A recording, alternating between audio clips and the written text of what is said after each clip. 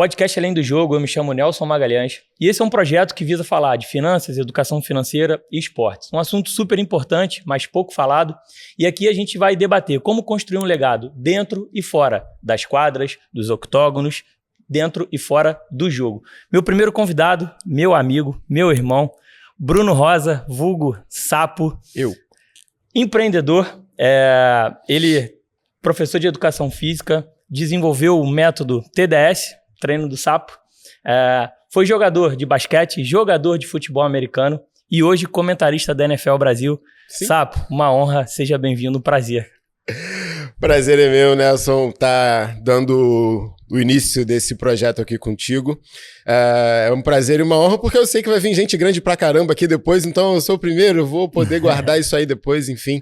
Tô aí pra responder e pra gente tentar fazer crescer esse projeto junto aí. Pô, muito obrigado. Primeiro dizer que é uma honra ser seu amigo e dar o start nesse projeto com alguém tão querido.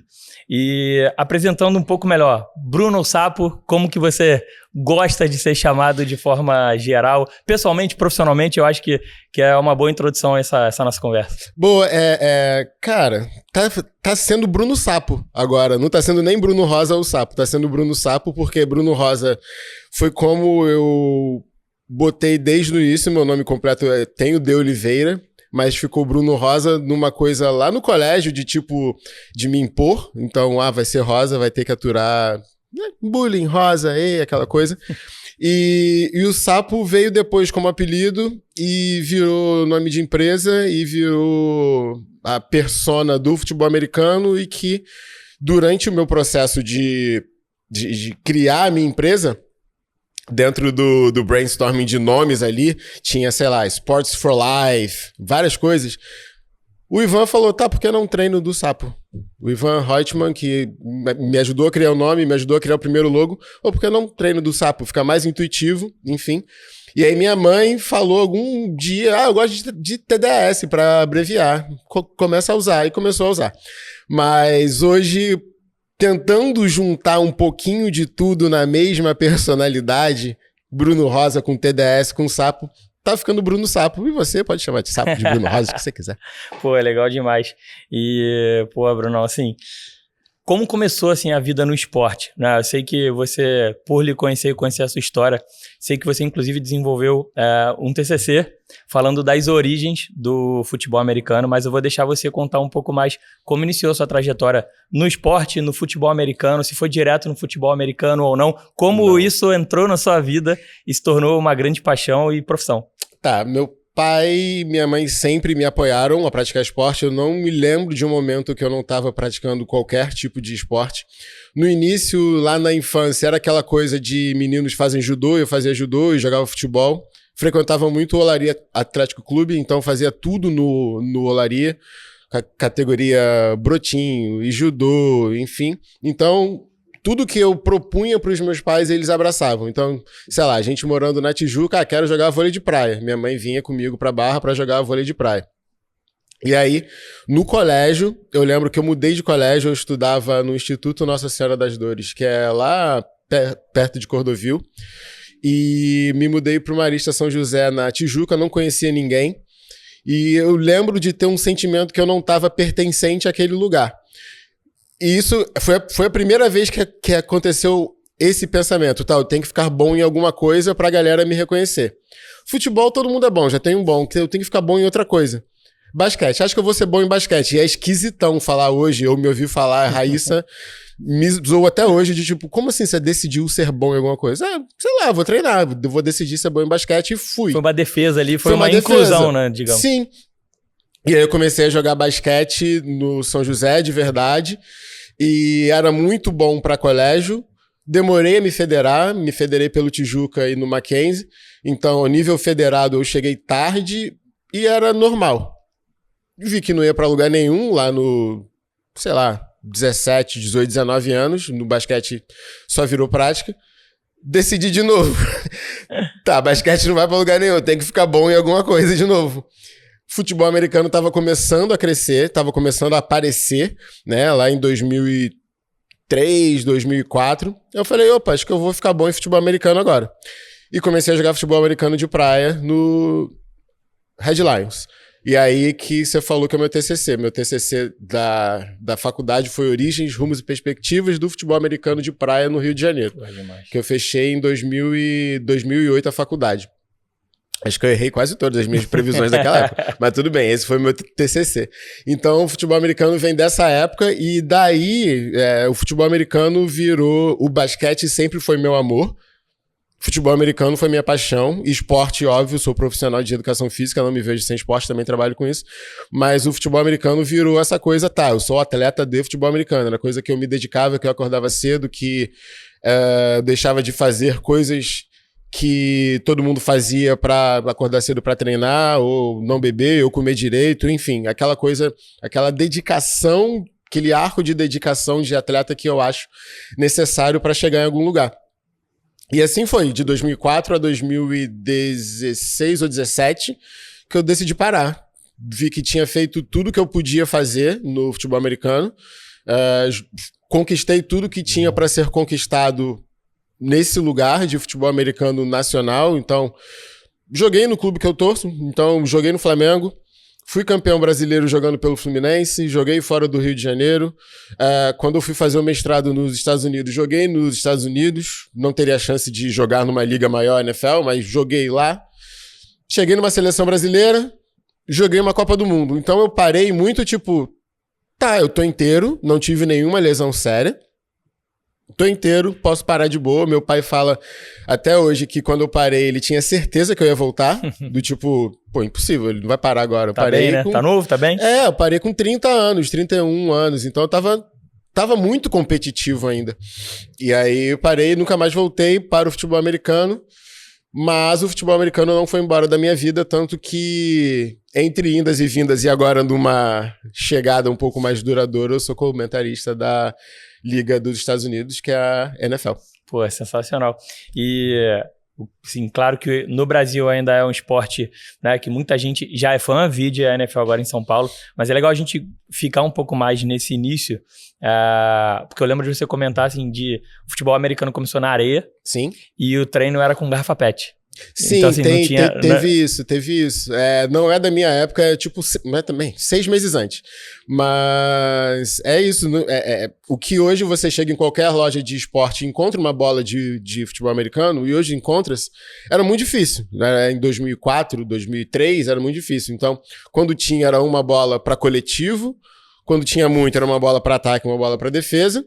E antes não tinha. Então tinha que segurar alguma coisa parecida, a galera simulava com garrafa PET. E parece muito distante isso, mas historicamente não é. A gente tá falando de 2002. Teve um menino agora, que ele até teve um encontro com o Patrick Mahomes, a NFL até promoveu esse encontro, que ele viralizou, não lembro o estado dele, ele viralizou criando a própria bola de futebol americano dele. E isso a gente tá falando 2024, 2025. Então, o que... lá atrás, garrafa PET. Não, o moleque tava fazendo isso agora. Foi visto, o vídeo dele viralizou até que ele encontrou o Patrick Mahomes. Mas o futebol americano é um esporte ainda em crescimento. É um esporte amador no Brasil, mas obviamente nos Estados Unidos é o esporte mais popular que tem.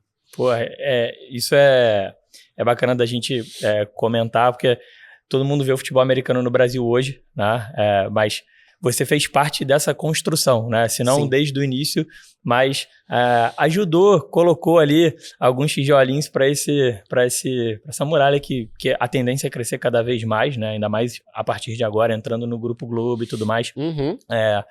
Mas qual o simbolismo, assim, de chegar numa era...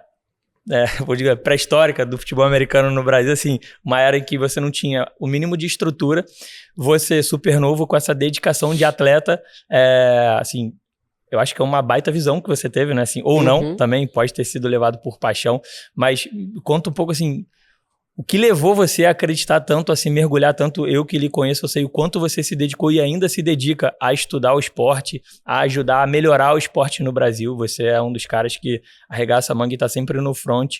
E por isso que é super legal ver aonde você chegou. Eu tenho certeza que é só o começo. Mas assim, qual foi o momento mais simbólico assim, dessa trajetória lá atrás?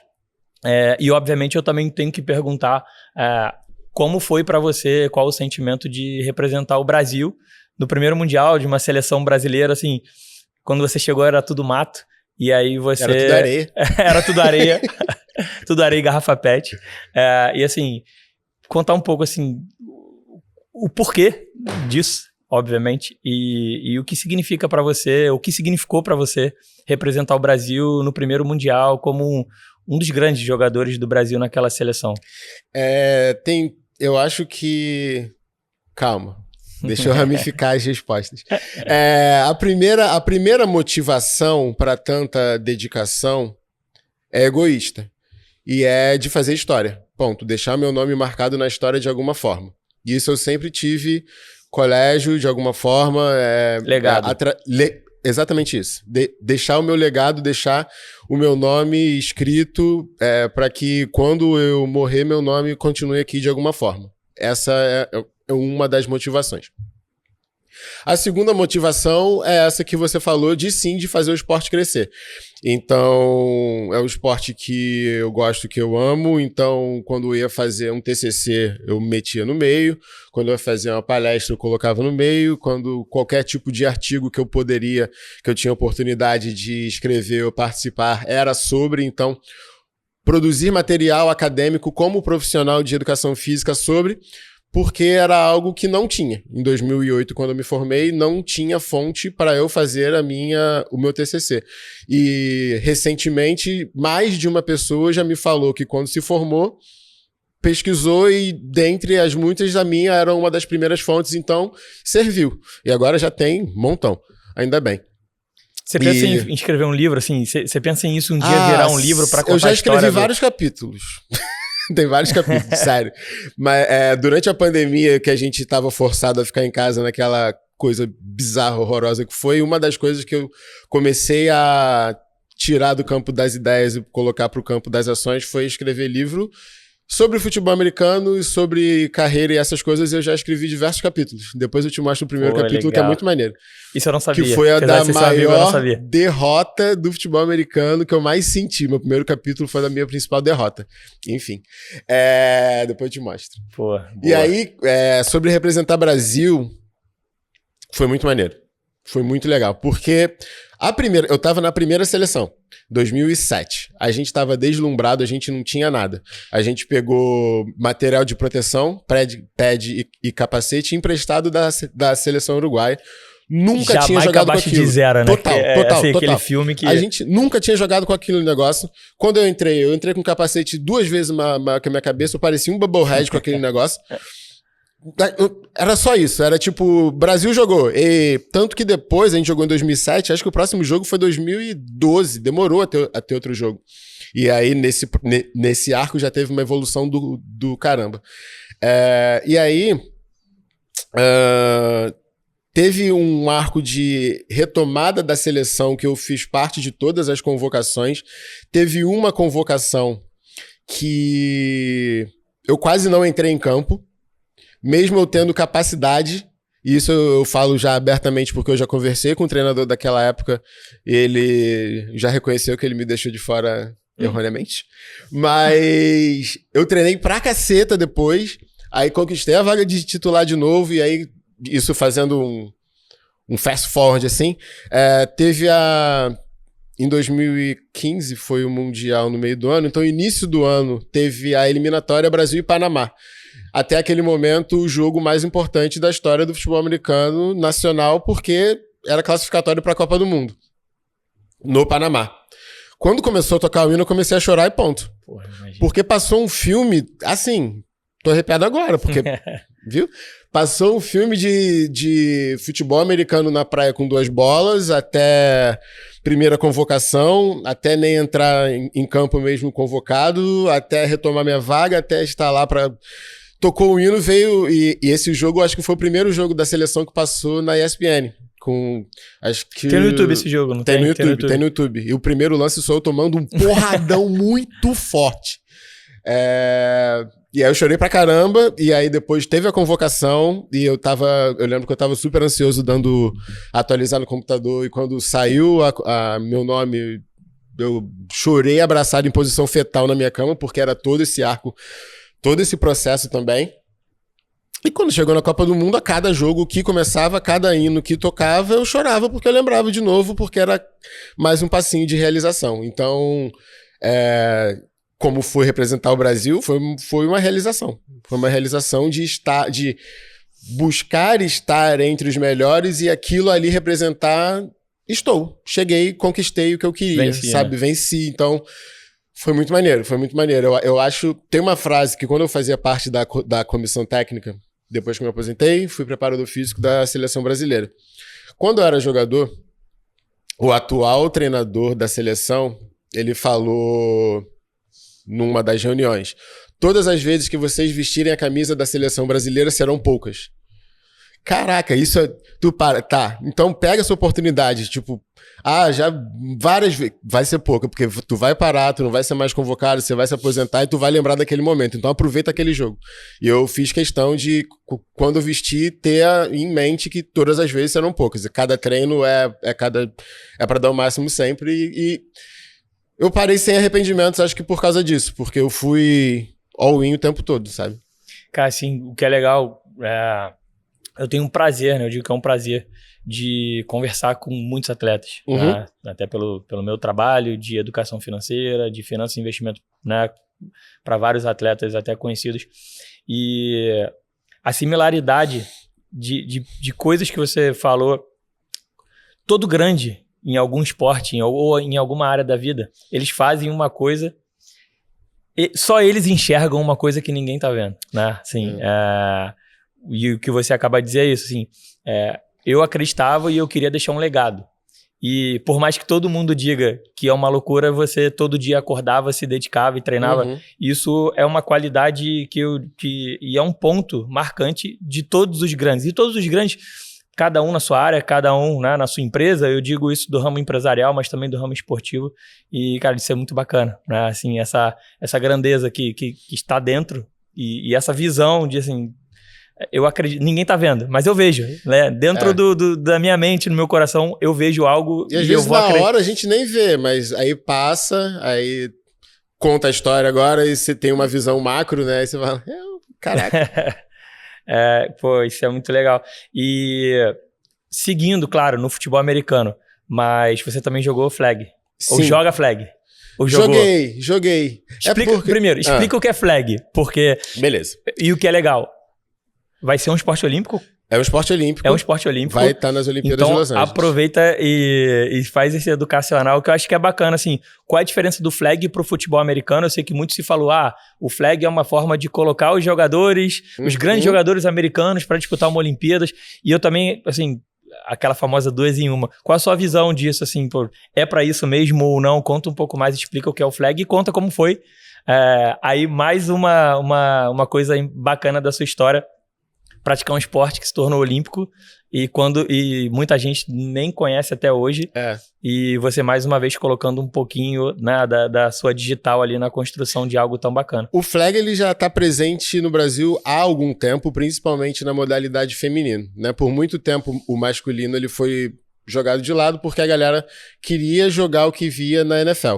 Então, de forma básica, futebol americano é um campo maior, 11 contra 11, com todo aquele material de proteção.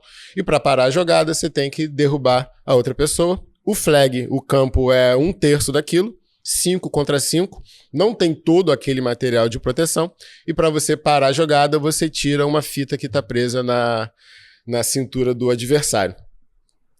Basicamente é isso. O flag, por muito tempo, foi um educativo para o futebol americano.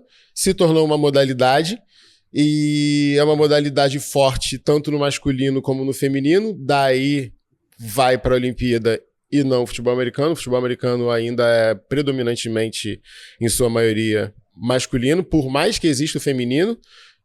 A seleção brasileira de futebol americano feminina, aliás, ganhou dos Estados Unidos recentemente. E o flag brasileiro, no último final de semana, se classificou para o Mundial. Pô, legal. Tanto o feminino como o masculino. O feminino, de novo, tem mais história em mundiais do que o masculino, mas os dois se classificaram, são os estão dentre os melhores da América a ponto de ir pro Mundial. E eu joguei flag quando eu estava morando em São Paulo e basicamente não tinha amigos. Mais uma vez o esporte te ajudando. E aí, o esporte, eu sempre fui do esporte, eu sei que o esporte coletivo vai me fazer conhecer pessoas. Eu falei, pô, onde eu vou conhecer pessoas? Flag, joguei futebol americano. Beleza, e joguei pro ar isso no Instagram. Pô, se chegar um convite aí, eu jogo, hein? E aí veio o Zapa, falou pra mim, vem jogar nesse time que a gente só treina uma vez por semana. Eu falei, o que eu preciso nessa altura da vida. E aí eu fui jogar no Buzz. E joguei 2 anos aí no primeiro campeonato, que foi a eliminatória pro Nacional. Eu joguei muito bem. Eu falei, gente, é só isso aqui? É que eu fiz a vida inteira no futebol americano. Só me preparar um pouquinho mais. Acho que eu sei jogar isso. Acho que rola. Aí joguei esse campeonato, aí chegou uma mensagenzinha no Instagram. Você tá considerando jogar de verdade? Tipo, ir pra seleção? Porque fulano de tal tá de olho. Eu falei, tô aí pra jogo. Se quiser me convocar, vamos. E aí eu fui convocado pra Seleção Brasileira de Flag pro ciclo do último Mundial. Não esse agora, do último. Então eu participei do início do ciclo das 2 primeiras convocações.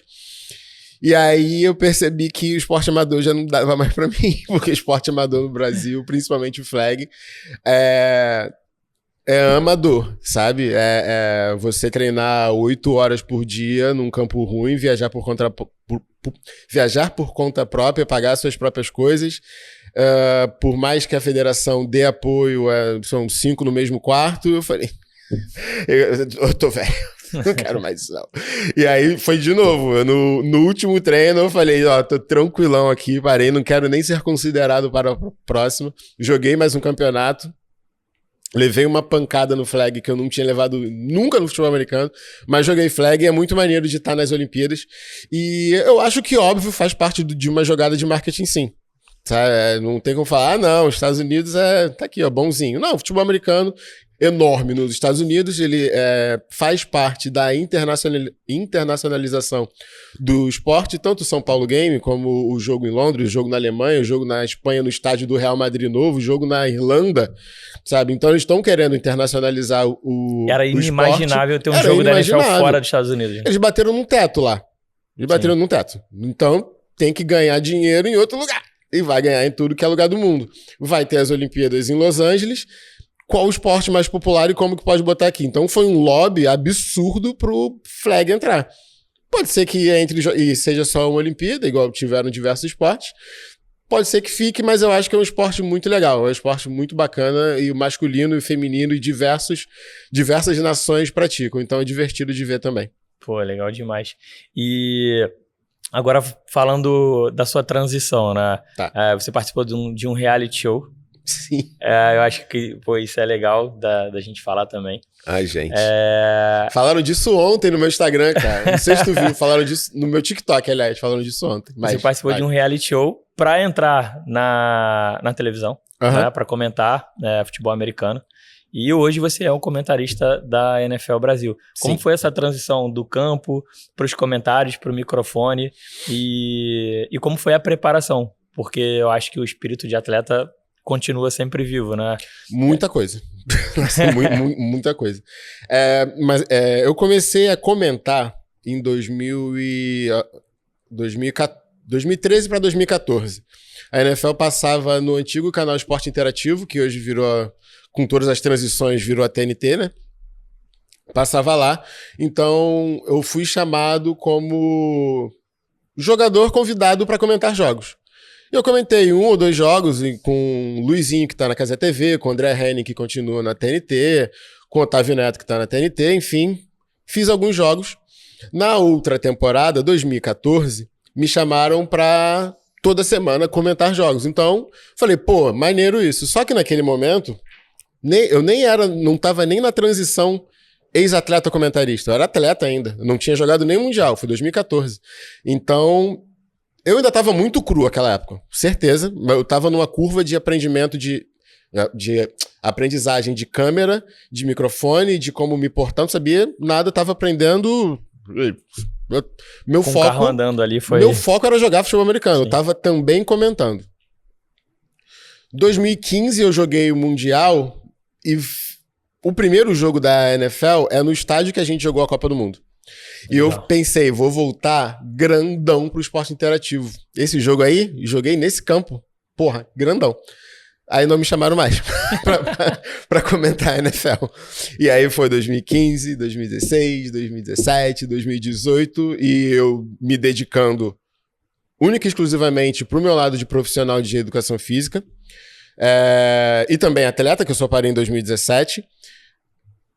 Já, em 2018 para 2019, eu não acreditava mais que eu seria comentarista. Já tinha virado a página, foi muito maneiro, queria, mas, cara, não vai rolar. Claramente, já são quase 5 anos, não aparece nada. Não que eu estivesse buscando pra aparecer toda hora. Tava me dedicando à minha profissão primária, digamos assim. 2019 vem o reality show, me inscrevo. A inscrição era mandar um vídeo de 1 minuto.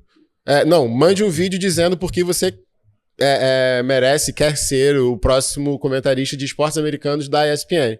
Eu fiz um vídeo, 1 minuto, mandei pro Leandro Menezes, que era meu assessor de imprensa na época. Ele falou, manda esse aqui. Eu falei, mandei esse aqui. Entraram em contato, fiz o reality show. Foi 1 mês em São Paulo, gravando, participando de tudo. Experiência sensacional, conheci gente legal pra caramba. Não ganhei o reality, fiquei em segundo. Quem ganhou foi o Wayne, que tá lá na ESPN até hoje. Isso foi 2019. 2020 entrou pandemia. 2021 já não tava aparecendo mais nada. Eu falei, de novo, não vai rolar. Foi um sustinho. E aí, a gente tá em 25, 24 eu comentei. Final da temporada 22-23, me chamaram para comentar o Super Bowl pela DAZN, pela NFL Game Pass na DAZN. Nesse período eu já estava fazendo pulverizado uma participação ou outra na NFL Brasil. O Rafão me chamava, topa falar sobre? Topa, eu estudava um pouquinho, pá. E aí fiz o Super Bowl do ano retrasado, me chamaram para a temporada passada, fiz a temporada passada inteira. Tô no time de comentaristas nessa temporada também, tanto da NFL Brasil, né, do canal da própria liga no Brasil, como do NFL Game Pass, que é é o pay-per-view da NFL, que a DAZN tem os direitos. Então eu sou comentarista hoje no NFL Game Pass na DAZN e na NFL Brasil. Só que aí eu falei, agora isso não vai sair tão fácil do meu controle. E aí foi o que você falou de preparação. O que eu não tinha noção naquela época de esporte interativo, era câmera. Não tinha gravar story. 2013, 2014... Não existia. Não tinha gravar story. Quando a gente foi pro Mundial em 2015, tava chegando o auge do Snapchat no Brasil. Que foi quando a maioria das pessoas começou a ficar mais confortável em gravar vídeo com o celular. Então câmera e falar para o nada, para o ninguém, não era confortável para mim em 2013. Agora já é. Agora 2019 principalmente, depois, já era. Pensei, para essa oportunidade não ir embora, eu tenho que entrar de cabeça igual eu entro de cabeça como profissional de educação física. Então, se como profissional de educação física eu sou pós-graduado em treinamento, pós-graduado em nutrição esportiva, mestrado, tem livro, eu compro, tenho que fazer a mesma coisa para cá, porque senão não vai rolar. E aí fiz um curso de comentarista esportivo, fiz mentoria com a Vanessa Rich, começo a estudar como se portar, como falar, como controlar minha gagueira, como respirar, enfim, começo a estudar o jogo pelo um viés que eu acho que eu não vejo tanto para tentar me diferenciar. Então, tem muita gente que fala de futebol americano no nicho. Tem. Mas quantos são ex-atletas? Mas quantos podem falar como ex-atleta e como preparador físico? Então como eu posso juntar isso num comentário de um jogo? Você começa a colocar o seu jeito de comentar. Exatamente. Começo a achar a minha voz para que eu tenha um diferencial, para que não seja um copia e cola de alguém que já está há mais tempo. E graças a muito trabalho e muito estudo, eu estou me sentindo muito confortável em comentar esse ano, em estudar, em ver um jogo, em fazer minhas anotações e sempre aprendendo a melhor forma de fazer, a forma que ao meu ver, mais vai funcionar e que a pessoa que tá assistindo e me ouvindo vai ter uma experiência bacana, sabe? Então é preparação. Eu acho que você falou do modo de atleta, futebol americano especificamente é muito estudo de vídeo, muito, muito, muito.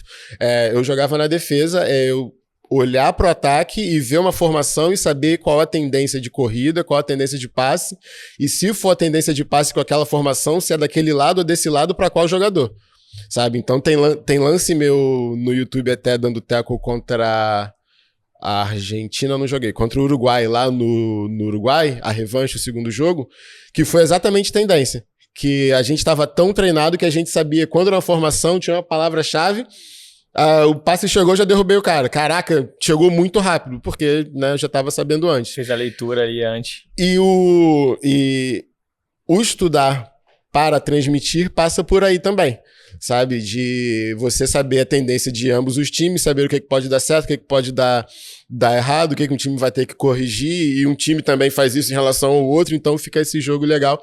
Mas eu acho que a preparação, tanto para atleta como para comentarista, tem essa semelhança, assim, de preparação. Pô, legal. E como comentarista, estudando cada vez mais o jogo e também estudando cada vez mais o esporte, a própria NFL, digamos, provavelmente você se deparou com alguma história ou com algum fato, tem algum bastidor que seja relevante você trazer, alguma curiosidade além do jogo, que seja alguma coisa que ninguém sabe ali, mas que você estudando e vendo, você foi trazendo, ou não, assim, de fato... Tem. Lembrei de um agora bacana.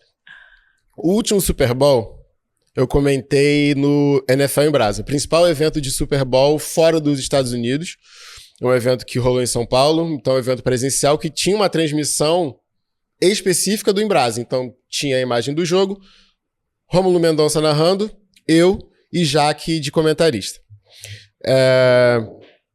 Philadelphia Eagles contra Kansas City Chiefs que veio jogar no Brasil com Patrick Mahomes, Travis Kelce, tinha ganho dois Super Bowls antes, estava em busca do tri. Philadelphia Eagles, que por um acaso é o time que eu torço, que chega no Super Bowl questionado pelo estilo de jogo como jogava. Jalen Hurts não dá muito passe, vão ser expostos agora de alguma forma, enfim. E eu estudei, e a liga, a NFL manda um material de preparação para jogo muito robusto, muito, muito, muito. Para o Super Bowl ainda mais. Então são todas aquelas estatísticas que quando você está vendo um jogo, nenhum time ganhou de 3 pontos nevando com uma neve acima de 3 inches, sabe? Um negócio assim. Mas beleza, aí eu comecei a estudar. Eu tô vendo todo mundo falar, cara, Kansas City Chiefs é favorito, vai ganhar o tri, Patrick Mahomes não tem como segurar, Philadelphia Eagles, não sei o que lá. E eu tinha uma noção que ia ser fácil pro Philadelphia Eagles. Eu falei, cara, não é possível, Mas não era o coração falando, né? Não era. Eu falei, aí eu ficava fazendo isso, porque quando é o seu time e você tá comentando, você torcedor é mais Eagles, crítico ainda. Fazer esse parênteses, você é mais crítico ainda, porque eu tomo tanto cuidado em não ser clubista que eu sou quase hater. Então, eu falei, cara, não é possível, cara. Vai ser fácil. Pelo que eu tô fazendo o encaixe aqui, a gente vai passar o carro. Beleza, estudando, cara, vou achar como, e aí parte da minha preparação é como o Eagles vai vencer, como o Chiefs vai vencer, beleza. Na minha cabeça tava, vai ser fácil. Aí eu cheguei pra Jaque, antes do jogo, um dia anterior, eu falei, Jaque, é impressão minha, ou vai ser fácil pro Eagles? Porque tá todo mundo falando que a Kansas City Chiefs é favorito, pra mim vai ser fácil. Aí a Jaque falou, cara, eu dou umas 3 posses de bola pro Philadelphia Eagles. Eu falei, cara, 3? Ou seja, né, chegar na endzone e fazer um touchdown 3 vezes a mais. Eu falei, cara, acho que 2, mas 3, mas eu falei, cara, acho que vai ser fácil. E o Eagles passou o carro no segundo quarto de jogo, já tinha acabado o jogo. Né? Galera já tava indo embora do Super Bowl no terceiro quarto de jogo. Isso ninguém registrou. Podem falar que é mentira. Só a Raíssa ouviu, porque a gente tava na fila pra entrar na loja da NFL, no NFL em Brasa. Que ela até falou, ai, que bonitinho, vocês falando do jogo que vocês vão fazer. Mas eu e Jaque, aí comentamos o jogo, a gente cantou a pedra, que esse é um jogo fácil, e quem vai cantar a pedra, que o time que não é o favorito, no Super Bowl, o outro time vai ganhar o tri, mano, vai ganhar fácil, aí a gente cantou a pedra. Então esse é um bastidor legal, que mostra como que eu tinha estudado e como que a Jaque tinha estudado pra caramba também pra estar ali. Pô, legal. E legal que quando isola, né, o fato de você torcer pro Eagles, mostra que até as análises e os estudos passaram a ficar um pouco mais refinados, né? Pô, deu aquela sensação de, tô ficando bom nisso. Muita coisa. E todo o treinamento porque não importa dar vacilo, mas importa até pouco você saber muito do jogo se você não souber passar aquelas informações de forma com que quem esteja ouvindo entenda, e também se você ficar naquele ritmo blasé. Então, pra quem acompanha esporte, eu tava do lado do Rômulo Mendonça, sabe? É empolgação lá em cima, é voz lá em cima. Então, imagina ele falando, sei lá, sua jararaca! O Eagles fez uma boa jogada, sabe? Então, foi legal. Tem um touchdown do Cooper DeJean, que ele intercepta o Patrick Mahomes, que eu tenho orgulho de ter comentado, que o Rômulo narra brilhantemente. Aí eu boto a mão na perna da Jaque, a gente tava numa mesa assim, pra falar, deixa esse comigo. Porque era muito fácil falar, o Cooper DeJean leu a jogada e interceptou. Ele leu a jogada numa marcação zona. Isso todo mundo sabe. Mas eu começo o meu comentário com: parabéns pra você, no dia do seu aniversário você intercepta um dos maiores jogadores da história. Ou seja, era o aniversário do cara, sabe? Legal. E eu estudei a ponto de saber que era aniversário do cara que interceptou e fez o touchdown. Então eu falei, não posso deixar essa passar. Então, parabéns pra você, você pegou, fez a interceptação, touchdown, esse é o seu presente, não sei o que, não sei o que lá, com a energia lá em cima e o NFL em Brasa gritando, a gente de fone ouvindo, então foi muito maneiro isso aí também. Porra, mas é um bastidor legal, né? É um bastidor legal também. E é a preparação, Tinham dois jogadores fazendo aniversário. Era o Cooper DeJean, tinha mais um que eu não vou lembrar agora. Mas e também não adianta isso aí para qualquer pessoa. Você saber a informação e só jogar a informação por jogar, né? Sim. Em qualquer jogada, imagina. Sei lá, e aí tem o Cooper DeJean, que é aniversário dele hoje. Foda-se. Vira uma vírgula, né? Sabe, eu tenho que saber jogar as informações para que elas sejam relevantes naquele momento. Pô. Eu acho que isso faz parte do processo de amadurecimento como comentarista. Não só jogar bando de nome, Guns, iForm, Cover 2, Cover 3, que não quer dizer nada pra muita gente. Pô, legal. E ainda mais no desafio de comunicar para pessoas que talvez estão chegando agora no esporte, né? É um esporte que ainda está se popularizando no Brasil. Uhum. Quem não conhece tanto e vê a NFL Brasil toma um susto, né? Sim. E assim, tenta comprar o ingresso e em questão de minutos termina pelo segundo ano consecutivo. E eu imagino que o desafio seja enorme, né? Mas tô falando de um desafio para o cara que só viveu desafios dentro desse mas esporte, desafios bons, né, cara? E essa coisa de simplificar o jogo vale também pro meu lado como profissional de educação física, né? Eu sempre produzi conteúdos a partir do momento que eu comecei a postar e tal, simplificando o que eu via que poderia ser simplificado para quem ou vai ser meu futuro cliente ou não, só quer aprender, captar, né? Por que isso fica mais forte, por que isso emagrece, por que isso faz mal, por que isso não funciona. Então, ao invés de falar jargões técnicos, eu sempre fui da linha de simplificar para que a informação chegasse em mais gente. Então, isso aplica-se tanto para o profissional de educação física como para o hoje comentarista de futebol americano.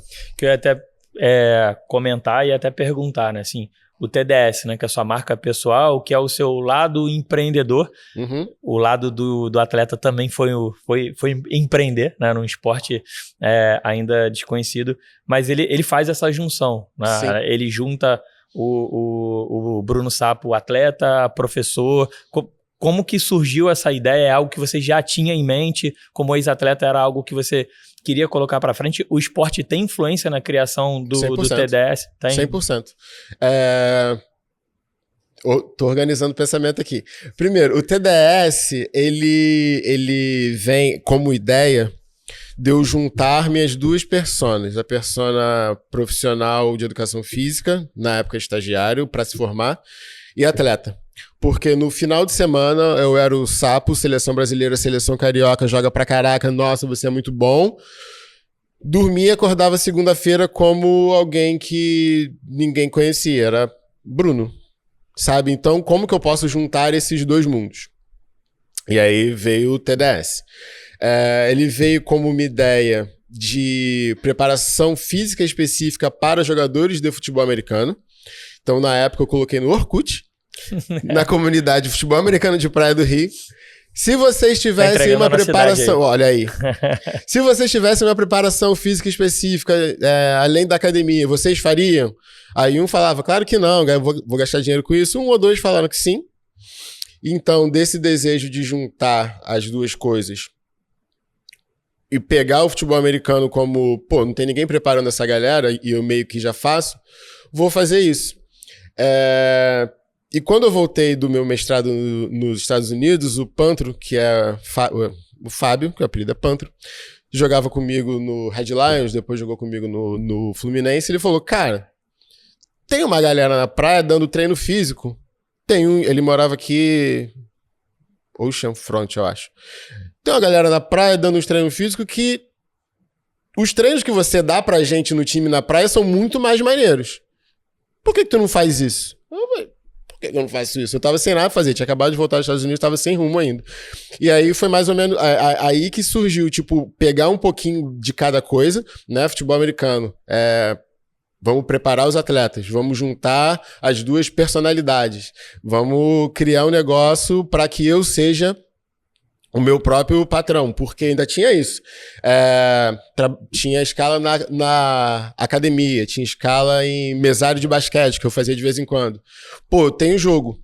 Eu não era respeitado como atleta de futebol americano, porque se você fala que tem jogo, sei lá, jogo basquete, ainda tem uma federação, já é mais reconhecido. Futebol americano era tipo, tá, caguei, vem trabalhar.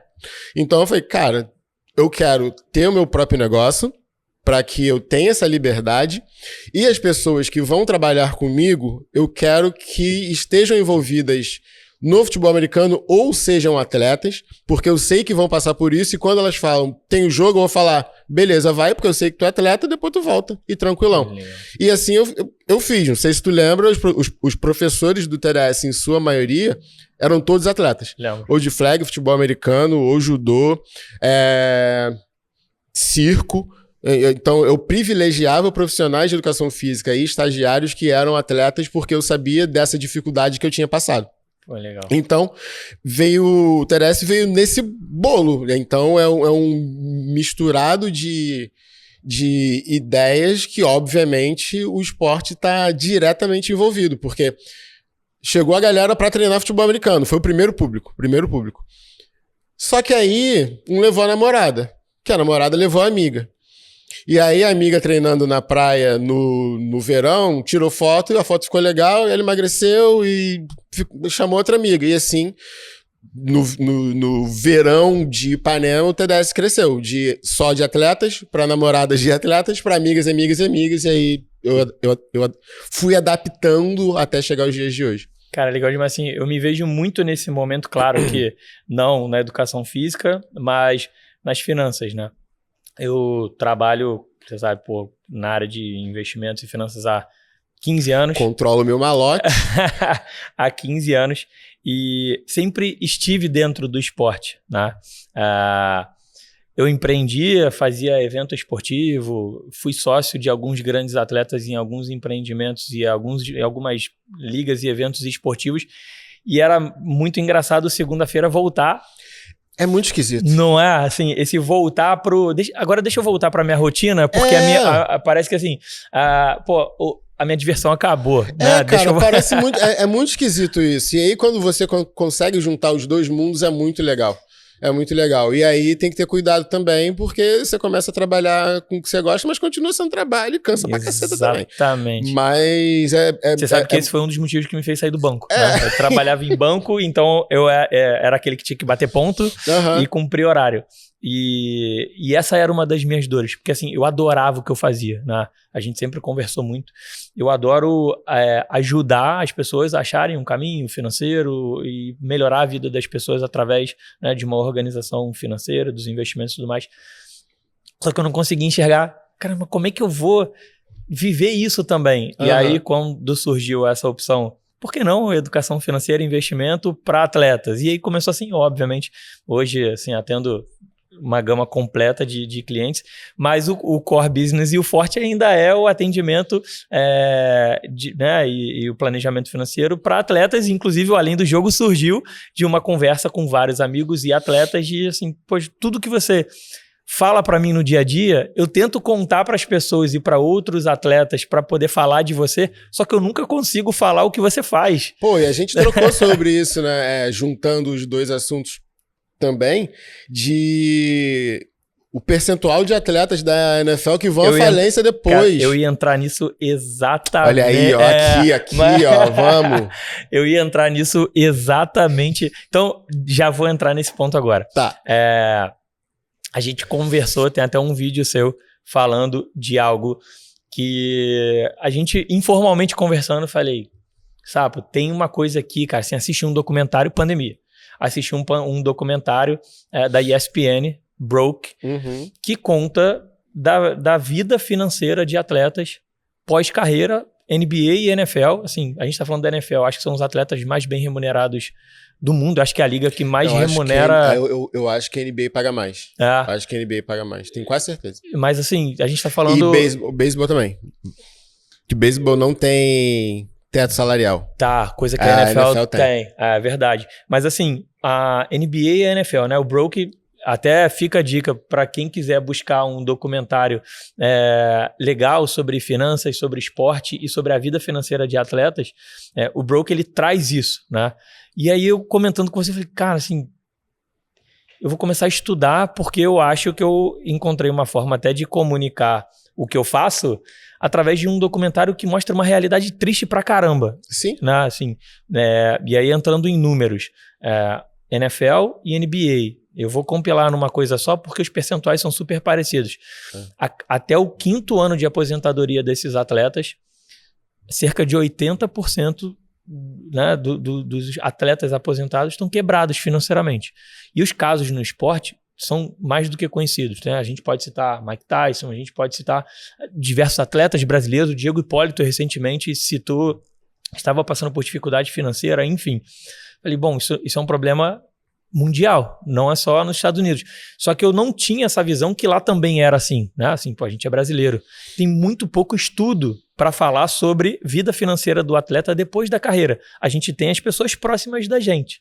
Mas, e aí me despertou de cada vez mais estudar. E se tem pouco estudo, tem pouca gente falando, se tem pouca gente falando, tem pouca informação e o ciclo vai se repetindo. Se você buscar assim, artigos escritos, livros sobre finanças de atletas, são coisas super pontuais, né? Não tem nenhuma tese fundamentada sobre isso. E qual é a sua visão, assim? E eu não posso deixar de trazer para a nossa realidade. Se a gente está falando da maior economia do mundo, que é a economia americana, né? Em questão de mercado, de finanças e tudo mais, em que a educação financeira faz parte das famílias desde o começo. Quando um filho nasce, o pai começa a comprar ações para o filho, né? O presente em muitas famílias americanas ele fez aniversário, eu comprei ações da empresa XYZ para o meu filho, e tem essa cultura de mercado, de investimento, de ações diferente da nossa, que é uma economia ainda super nova, né? A gente está falando que o Plano Real tem 30 anos, assim, uma economia super recente. Qual a sua visão, assim, sobre esse cenário que é assustador, é preocupante, e quando a gente traz para o Brasil, a gente está falando que 9 a cada 10 brasileiros hoje estão endividados. Então, assim, falando agora... De dívida ruim ou de dívida boa? Cara, de dívida ruim. Dívida ruim. De dívida ruim, porque até explicando um pouco mais, né? Olha aí, tô letrado, rapaz. Boa, tá sabendo. Mostra que as nossas conversas de cliente, o Bruno é meu cliente, são importantes. Mas a dívida ruim. A dívida boa, assim, todas as empresas hoje assumem dívidas para crescimento, para gerar posto de trabalho, e obviamente é uma dívida em que o lucro se torna maior do que essa dívida contratada para crescimento, né? Ia falar growth, mas crescimento. Boa. Mas não dívida ruim, sim. A realidade do Brasil é essa, mas para a gente ficar ainda dentro do esporte, assim, qual a sua visão sobre esse cenário, falando de NBA e NFL, porque você também esteve lá fora jogando numa liga amadora, mas que se a gente for falar assim, você viveu um pouco dessa realidade e você estuda esse esporte, você comenta esse esporte, e você conhece vários atletas brasileiros também, assim, qual a sua visão sobre isso? Como que um atleta, de alguma forma, na sua visão, como que ele pode se preparar, ainda sendo atleta, ir para um pós-carreira, assim? Queria conversar um pouco mais sobre isso, que eu acho que é um assunto muito importante. Tá, tentando organizar os pensamentos. Muita coisa, né? E complexo, né? E complexo, Eu acho, vamos lá, primeiro de tudo, eu acho que tem um fator cultural muito forte, porque quando você fala que nos Estados Unidos tem-se a cultura, por exemplo, de comprar ações para os filhos, a gente tem que botar quais famílias fazem isso, porque se essa família faz isso, essa família já tem dinheiro para fazer isso e já tem informação financeira para fazer isso. A maioria dos atletas que chegam ali porque o esporte é a única porta de saída para sair do meio em que vivem, né? Então, tanto o NFL, vamos falar de NFL e de NBA, são esportes de maioria preta, de pessoas, de atletas que vieram de guetos. Então, essa informação financeira não faz parte daquela realidade. Perfeito. A realidade para aquela pessoa joga esporte para não virar bandido, não morrer e para tirar eu e minha família daqui. Então, eu acho esse um primeiro ponto. O segundo ponto que eu acho importante é o papel dos treinadores para com esses jovens e jovens atletas. Então, você diz na formação do atleta. E também quando chega. Tá. Então, não é raro você ver um caso de jogadores e atletas que, quando pararam, tiveram um sucesso financeiro, né, vamos dizer assim, que não faliram logo depois, falando, pô, quando eu cheguei lá com um mocarrão, meu treinador falou, vende esse carro e compra a casa para tua mãe antes, sabe? Não precisa ter educação financeira e saber todos os jargões para vende o carro e compra a casa antes. Sim. Sabe? Então, essa educação básica e como os treinadores, desde jovens até jovens atletas, se preocupam e transmitem esse pensamento, eu acho que pode influenciar muito positivamente nessa realidade que os atletas, né, vão à falência 5 anos depois. Tem um vídeo que viralizou muito interessante de um ex-atleta, não vou lembrar o nome, dele falando como que ele percebeu que nem todo o dinheiro vai para ele. Então, quando você, adolescente, 16 anos, fiz um contrato de 5 milhões, você pensa, tem 5 milhões no meu bolso. Só que ele falava, quando ele dava os números, ele falou, pô, foi 1,5 milhão pro meu bolso. O que é dinheiro pra caramba? Mas a galera gasta como se tivesse 10. Sim. Né? Então,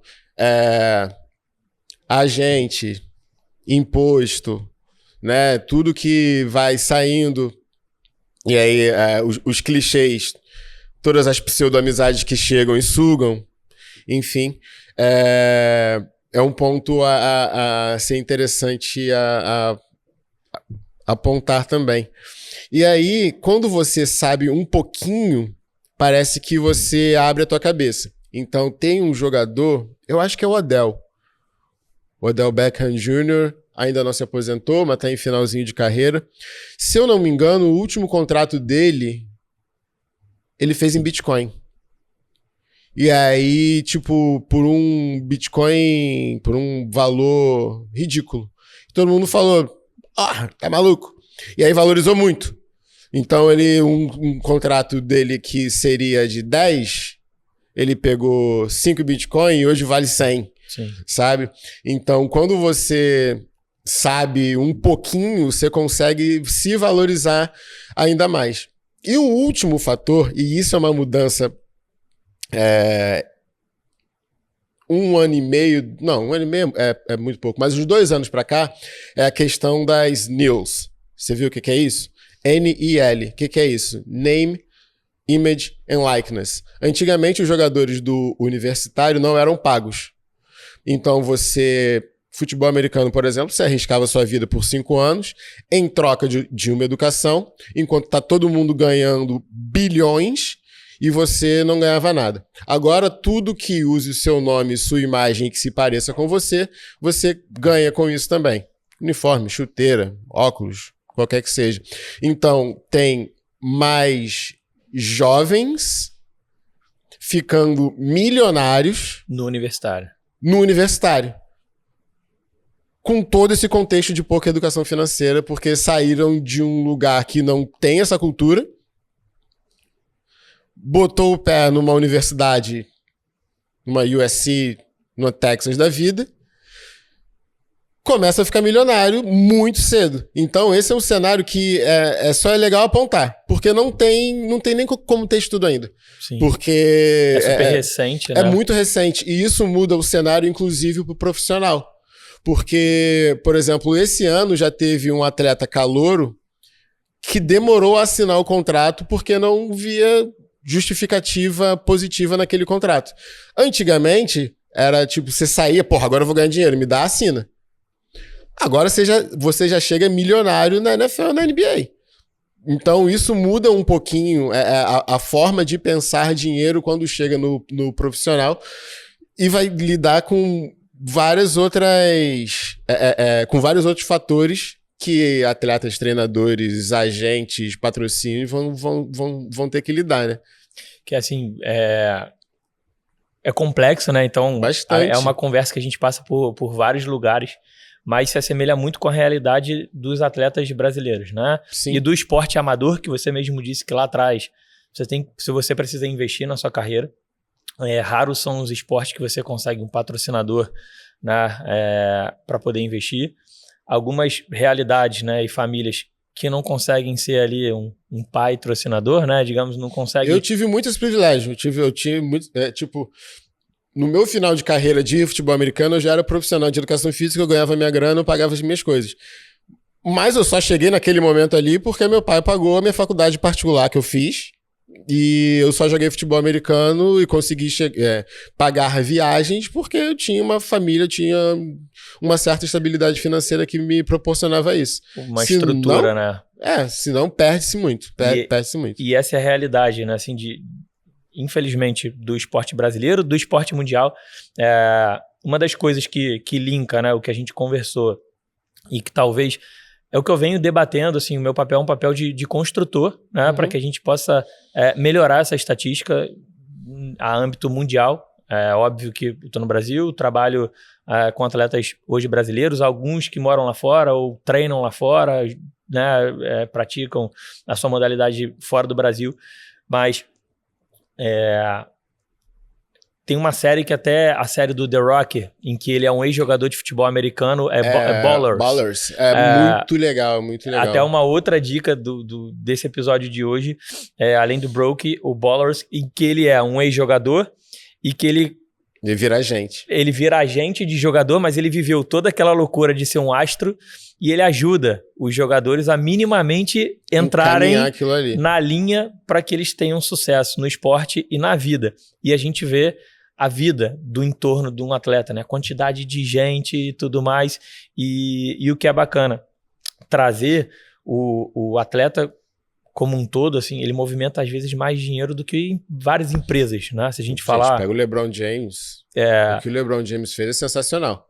Eu acho que, pegando essa curva de aprendizado, eu acho que é o maior case de sucesso que eu acho, porque o nível de pressão que o moleque LeBron James teve até o atleta que ele se tornou, até o bilionário que ele Sim. é bizarro. Desde voltar com a moda do fone grande, porque agora vamos vender Beats. E todo mundo comprou Beats por causa do LeBron James, pô. A seleção, o Redeem Team chegou nos Estados Unidos, todo mundo de fonezão. Como uma empresa, né? Todo mundo de fonezão numa época que era fonezinho pequenininho ainda. E, tipo, essa e outras mil coisas. E uma das causas, assim, claro que é complexo demais, mas quando um atleta ele se enxerga como uma empresa, isso começa a organizar um pouco mais pequenas soluções. Exemplo, a gente vê hoje o atleta ter, claro, todos os treinadores, tem os preparadores físicos, tem quem cuide ali da dieta dele, tem quem cuide,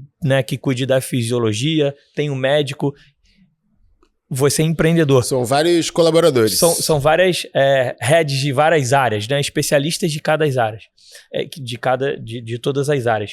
Você que é empreendedor, qual é a única área que, se você não se debruçar até alguém para olhar de confiança e cuidar, ou você mesmo se debruçar... Dinheiro. É isso. Então, quando... Não, e até... eu fiz o curso, né, de uma outra empresa, não vou falar porque eu não lembro o nome, senão eu até falava, mas eu te falei, né, pô, eu tô fazendo esse curso porque eu acho importante, por mais que, no meu caso, eu tenho você olhando, que eu brinco, olhando meu malote, eu acho que é interessante estar numa conversa e entender o mínimo, claro. Sabe? Entender o mínimo de uma notícia para eu saber o que está sendo feito. Então, eu acho interessante que todo mundo... E é difícil, cara.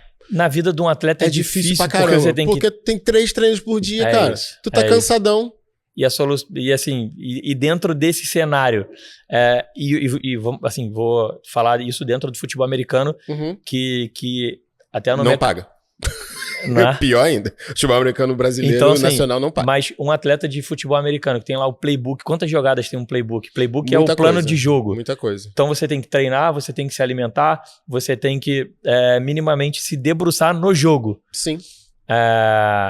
Você precisa de alguém para cuidar dessa parte, né? Então a gente sabe que o gap de conhecimento ele vai demorar um tempo ainda para a gente poder... que todo mundo tenha minimamente o básico de um planejamento financeiro, né? Minimamente saber ali como organizar e como gerir as finanças. São finanças enormes, né? Quando a gente fala do topo do esporte, mas eu acho que é contar com um time, né? Assim, cara, a convicção de ser uma empresa. Você concorda com isso? Você acha que isso faz sentido? Faz total sentido, e fazendo paralelo exatamente para o futebol americano, você falou de playbook e, enfim, por mais que o quarterback, o jogador que lança a bola no futebol americano, camisa 10 do quem time organiza, não tem jogo sem quarterback, ele saiba e estude o playbook, tem alguém no ouvido dele falando qual é a jogada. Então, por mais que você estude para fazer esse paralelo, se tiver alguém cantando a jogada para você, melhor. E esse alguém também tem vários outros assistentes que, se tem uma defesa, tem ali o assistente da linha defensiva, o do linebacker, o da secundária, e ainda tem o treinador principal. Então, o futebol americano também, por mais que você estude, é bem ramificado, né? Então, não basta eu saber o playbook. Se tiver alguém ali cantando a jogadinha e a gente caminhar junto como time, o sucesso é melhor. Tem maior probabilidade de ser maior, né? Aí a similaridade, né, do que a gente está conversando, ou seja, desse lado financeiro de investimentos com o futebol americano, é isso. Sim. Porque eu sou o seu assessor, eu sou assessor de vários atletas. Eu tenho uma equipe hoje de 23 pessoas, cada uma trabalhando, olhando especificamente um setor do mercado. Claro que na ponta sou eu que conheço o atleta, o cliente. Você é o head coach. Eu que, né, conheço o Bruno, conheço e todo o cliente ali nosso do dia a dia. Então eu consigo pegar todas essas informações que eu já recebo e compilar, né? Assim, resumir para você e indicar bons caminhos dentro dos seus planos, dos seus objetivos. Assim, eu acho que a gente poderia ficar aqui por muitos e muitos episódios. Eu até... Fica o convite. eu acho que a gente debruçar um pouco mais nessa parte da similaridade do futebol americano com o mercado de finanças e investimentos, eu acho que é legal, porque eu acho que a curva de crescimento do esporte no Brasil vai passar por um educacional muito grande. Eu acho que a solução desses problemas que a gente debateu também passa por um educacional muito forte. A gente tem o desafio, eu no mercado, de levar para o cliente um linguajar mais fluido. Você no comentário também tem que levar de forma bem clara o que você quer dizer, se você usar o jargão do esporte americano. Mensagem, né, então, eu acho que tem muita similaridade para a gente evoluir um pouco mais. Então já fica o convite para a gente poder aceito voltar qual temporada se quiser que eu volte sobre eu volto. Isso, que é o principal assunto, o principal motivo da existência desse podcast do Além do Jogo, a gente ir além do esporte, né, debatendo assuntos importantes. Cara, qual seria o conselho que você deixaria pro atleta para que ele não se torne parte dessa triste estatística lá de fora e daqui, assim, se você pudesse fazer uma leitura de tudo que você aprendeu como atleta, como empreendedor, como uma pessoa que vive o esporte, o que o Bruno Sapo poderia deixar de conselho para um atleta ou para um investidor, enfim, como construir esse legado na vida? Eu acho que tem muita, a gente até falou isso, mas tem muita relação do que o atleta faz como preparação para entrar em quadra, campo, octógono, enfim, com várias outras partes da vida. E eu acho que da mesma forma com que o atleta se prepara para competir, dá para encarar da mesma forma se preparar, seja para a parte financeira, seja para um pós-carreira, seja para qualquer outra coisa, porque o trabalho duro e saber como fazer o trabalho duro e passar a fazer... Tem aquela expressão em inglês que é o grind, né? Tipo, a batalha, aquela lenta, fazer a bola de neve girar, fazer a roda começar a andar. O atleta já sabe fazer essa parte. Sacrifício, né? É um sacrifício para ter a recompensa. Sabe? Então, o que para muita gente pode ser muito sacrificante, para o atleta já faz parte da rotina. Então, usar essa parte de saber se preparar também para saber se preparar para o pós-carreira. E aí, jogo de novo na mão de treinadores e preparadores que tem que tá junto nisso também, sabe? Tem que, quanto melhor for, da mesma forma que quanto melhor for a equipe cuidando do meu dinheiro vai render melhor, quanto mais for a preparação, a comissão técnica, mais aquele time não só vai ganhar, como aqueles atletas vão se tornar melhores pessoas, melhores jogadores e melhores pessoas. E você se tornar melhor pessoa, eu acho que passa por, né, saber planejar, não só como passar de determinada defesa, como planejar como você vai se aposentar e não vai passar dificuldade, vai ajudar a sua família. Então, acho que né, preparação, pegar o know-how da preparação que você já tem e aplicar para outras áreas. Mas também, isso eu aprendi na terapia. A vida não é um jogo também. E quando eu parei, foi horrível, tá? Porque eu encarava tudo como se fosse jogo. Mas fica pro próximo episódio. Boa. Cara, Bruno, só tenho que te agradecer. Primeiro por topar estar aqui e dividir um pouco da sua história. Juntão. Espero que todos esses conselhos, tudo que a gente falou minimamente agregue, né, para quem está nos assistindo.